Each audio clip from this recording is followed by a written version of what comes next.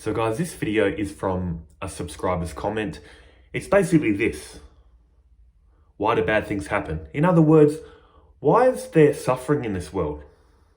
Especially if there is a God. They didn't say that part, but I'm assuming that. Why is there suffering in this world? Especially if there is a God.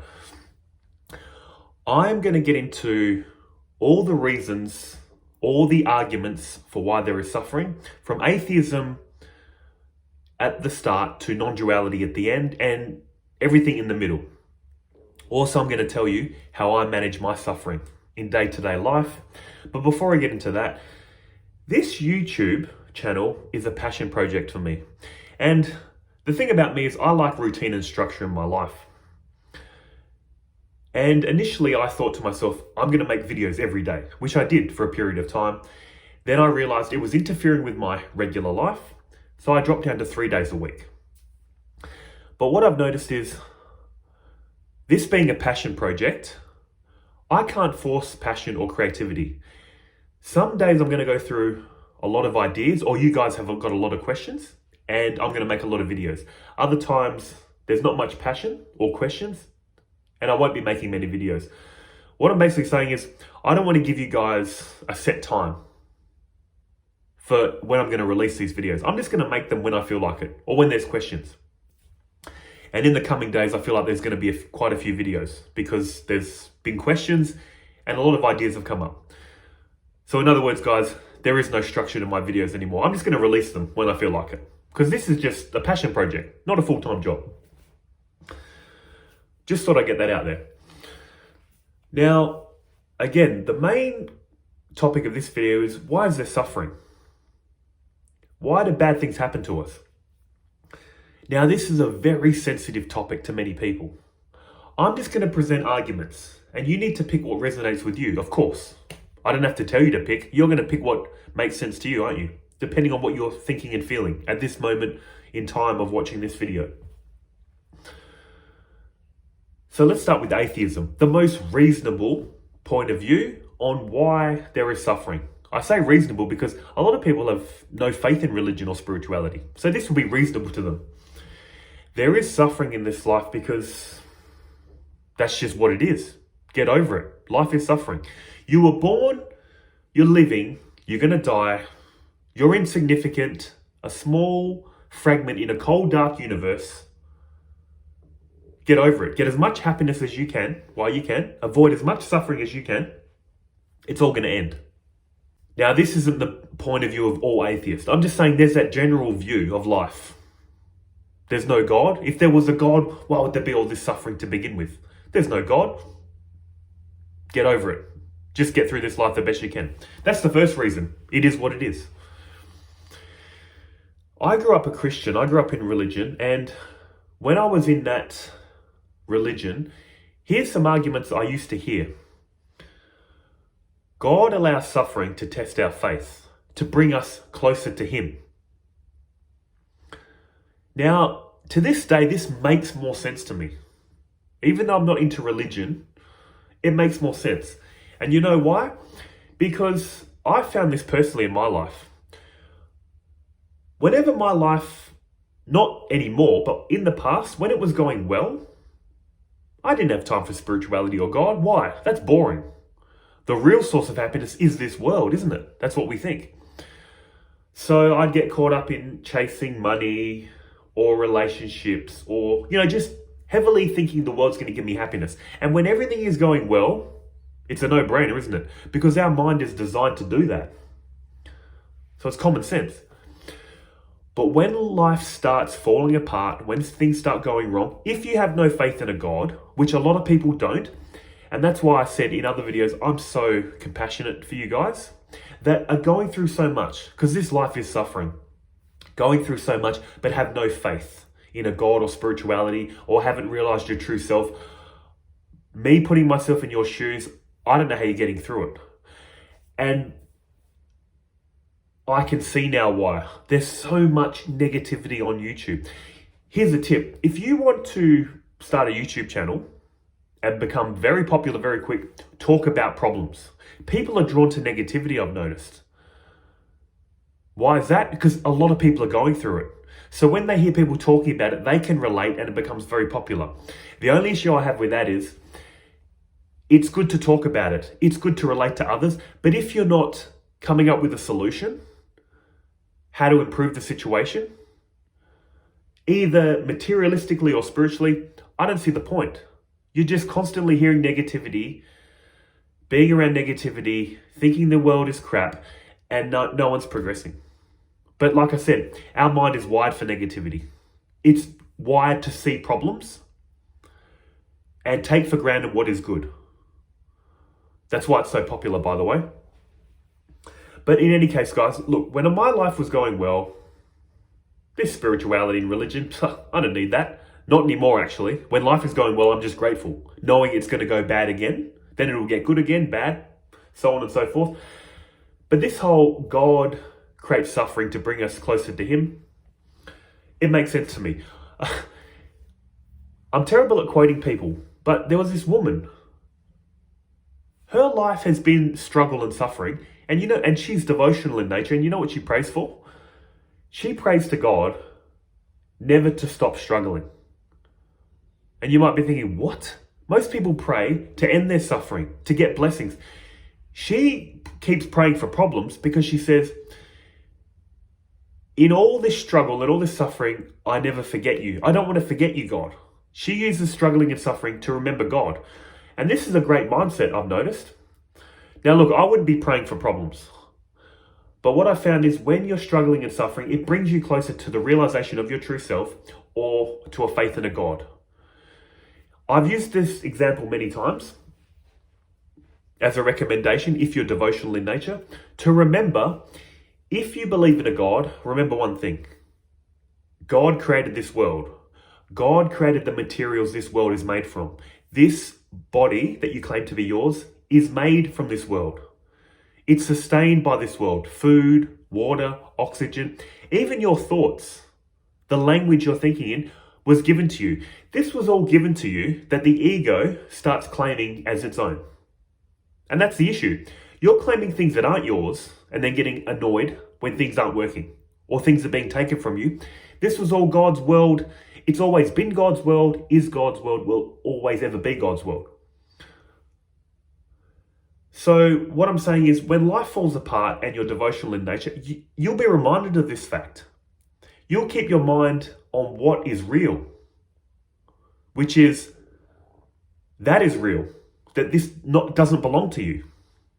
You're getting caught up in the game of ownership and control, and then you're getting whacked over the head when it goes wrong, and you're getting annoyed. Why did I get whacked over the head? Because you're viewing reality wrong, quite bluntly. Another reason God allows suffering. Now, you don't have to believe in a God for this one. I like this idea too. It develops your character and wisdom. If you feel, I don't know how you feel about me, but if you feel like I've got some character and wisdom, you know why this is? Because of this life. So many challenges for myself, and especially my loved ones, have driven me to all this wisdom and knowledge. When life is going really well, how are you going to develop wisdom? I know some people, their life is going pretty smooth, and then they have a big meltdown when there's a minor inconvenience. Now, I don't blame them, because when your life is so perfect, you don't have time for problems, because everything's perfect. There's no struggle, no inconvenience, but that can also lead you down the path of misery and hell. There's another quote. Again, I forget who said it. If you single-mindedly pursue pleasure, pretty soon you'll find nothing pleasurable anymore. People with a hedonistic lifestyle end up miserable. We might think they look happy, but it's misery because you're not being challenged. You're just getting all this pleasure with no struggle. The beautiful thing about struggle is you develop, again, character, wisdom, confidence. I am so much more confident now. I am so much more confident in able to handle so many scenarios that life throws at me, difficult situations and people, because I've been through a lot. When I was younger, I didn't go through a lot. So I've always naturally been introverted. Introverted, couldn't socialize, would freak out at problems, but now life forcing me to face problems and challenges and people, it was for the best. We naturally want to avoid problems, but ultimately, what's that cliche saying? What doesn't kill you makes you stronger. So that's another reason God allows suffering. It's bringing you closer to God. It's developing your wisdom and character. It's developing your soul.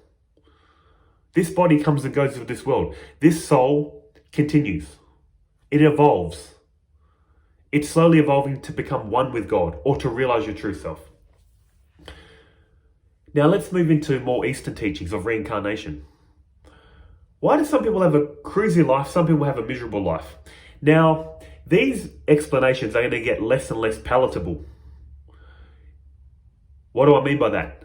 The atheist point of view, suffering, it just is, get over it. That's more reasonable to most people that don't believe in spirituality, isn't it? That's just life, get over it. Try to be as happy as you can. Now, when we get into these teachings of reincarnation and your true self, here's where I want to put a disclaimer. If this doesn't resonate with you, you don't have to believe it. I'm just putting the arguments out there, what they're saying. Because this can get people very triggered, and I don't blame you. How come there's little children in suffering? What have they done wrong? In the teachings of reincarnation, the teachings of karma won't make sense if you just believe in one life. You need to believe in past and future lives. They view karma as a debiting and crediting system. In other words, like I said, if someone's suffering in this life, basically what's happening is they're paying off karmic debts. That's what they're saying. You've done some terrible things in past lives. You're just paying off karmic debts in this life. Now, again, remember, think of it like a loan. When you take out money, we're very happy to receive the money that we borrow. But what do we hate? Paying it back. So think of when good things are happening in your life, you've borrowed money and you're enjoying the benefits of the money. Oh, it's all good. It's all great. But here's the thing. Whenever you borrow money, you have to pay it back. And that's what things going wrong in life are. Paying back your karmic debts. So if your life is miserable, what they want you to realize is, look, you've got a miserable life. You're just paying off bad karmic debts. But if you pay off these karmic debts, if you take all these blows on the chin and don't react to the problems, you don't add to them by reacting, getting more revenge, spreading more hate and misery because it's happening to you, what's going to happen is you're paying off your karmic debts and then you're going to generate good karmic merit for the next life. In other words, pay off your karmic debts, take it on the chin, be a good person. So as you're paying off those bad karmic debts, you're generating good karma, good karmic merit. So the next life, you'll have a better life. That's what they're saying. Also, if you've got a good life now, here's the problem with that. You're exhausting your karmic merits. And here's the catch as well. Most people, when they have a good life from beginning to end, why believe in a God for? What do I need God for? I've got money. I've got happiness. I've got a great family. Who cares about spirituality? See? Here's what's happening there. You're cashing in all your good karma, but not adding to it. If you fall down the life of hedonism, which is usually for people that have everything going for them, they don't find pleasure in anything anymore, so they get into more and more weird behavior. So many people with so much money do really weird and warped things because they don't get a kick out of life anymore. But what that leads into is, it can lead into what we can class as evil. Hurting others for their own pleasure. So you're slowly using all your good karma from past lives and then adding to your karmic debts the next life. Guys, I'm so sorry if these examples are so clumsy because karma is a big topic. I don't want to spend this whole video on karma, but I'm just trying to give you the feel of it. Basically, if your life is miserable right now, you're just paying off karmic debts, but it's all right.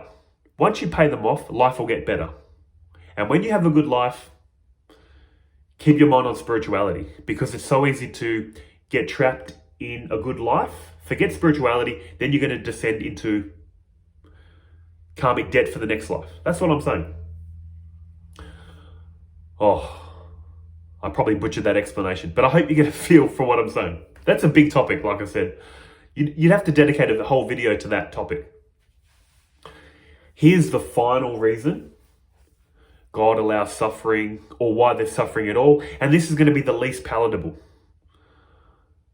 Unless you really intuit what this means.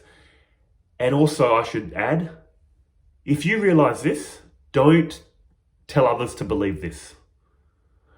And here's the final one. God allows suffering because there is only God here, appearing as all this. Another way to say it is, if suffering was really, really real, it wouldn't be happening. What do you mean by that? No one likes misery and problems, do they? No one does. But how come we go to a cinema, pay good money to watch a movie about horror, misery, suffering? We give people awards for these kind of movies. You know, these terrible movies of tragedy and suffering. We applaud, we give them awards, Oscar awards. What are we doing? This is misery and suffering, isn't it? But there's one key difference, because it's ultimately not real. Ultimately, no one's being harmed. Why I left this one to last, and why I said, if you realize this about yourself, don't use it on others. Keep it to yourself. Because there's no point saying to people, ultimately, you're not in suffering. Ultimately, you have no problems. No, don't do that. Keep it to yourself. And that's what I'm saying. The ultimate realization of non-duality is that fact. Your true self isn't in suffering. Your egoic self is facing problems, isn't it? Problems, suffering, fear, anxiety. But your true self isn't experiencing that. You, in the deeper sense, are aware of all these problems. You're untouched. It's like you're a movie screen. No matter what happens on that screen, it's one with the screen, isn't it? But even though it's one with the screen, nothing on that screen can affect the screen. It's just appearing on the screen. The realization of your true self is the realization, I was never in suffering, am in suffering, or ever will be in suffering. I'm untouchable, my true self. And that's why God allows suffering. Because it's all ultimately unreal. You're always ultimately safe. God would not do this to you if God was really going to cause you misery and suffering. In fact, this world is just God appearing separate. There is only God experiencing God. Another thing to realize, I should make more videos on lucid dreaming. I've never made them on lucid dreaming. I've talked about lucid dreaming. But one of the reasons, really quickly, I got out of lucid dreaming, I found it boring after a while. Anyone that doesn't know what lucid dreaming is, it's basically a dream that you know you're dreaming. 100% you're in the dream and you go, I'm in bed dreaming this up. That's exciting initially, but eventually it gets boring. That's why I stopped the practice. I'd be in a lucid dream and go, oh, cool. This isn't ultimately real. I'm just dreaming this up. It lost that excitement to it. The only reason I'm mentioning this is, taking it back to devotional language, if this is God appearing separate, wouldn't God, in this example, want a realistic experience? Realistic in the sense of forgetting God is God, really thinking God is the person struggling, living a life, holding its head going, why is my life so terrible? I hate this life. You know, you want to feel all these emotions and you want to feel like they're real. Because what's the difference between a lucid dream and a regular dream? While the dream's happening, it feels real, doesn't it? You're terrified, you're happy. But when you wake up in bed, you realize, all the terror, all the happiness was just imagined. You were always safe. But there's a kind of thrill in thinking that it's real in a real dream. Because ultimately when you wake up, you realize it was false.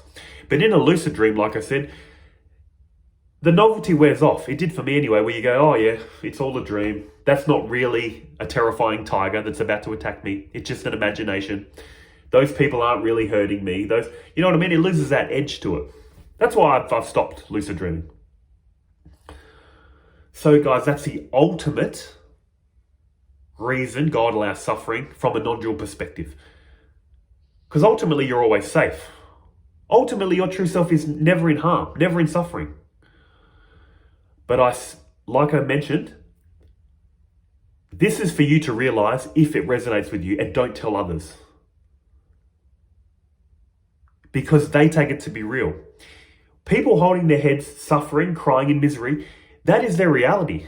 So just because you've realized it's all a dream, in their reality, it's not. So compassion, love, understanding. They don't need a non-dual lecture. Let them find this out for themselves if they resonate. This is the ultimate answer. This is the answer. Look, I even mentioned at the beginning of this video, I'm going to tell you how I deal with suffering. And this is what resonates with me. Exactly that. Deep down, I know this is all just a show. Deep down, I have found peace in this life. Deep down, I've solved the problem of my suffering.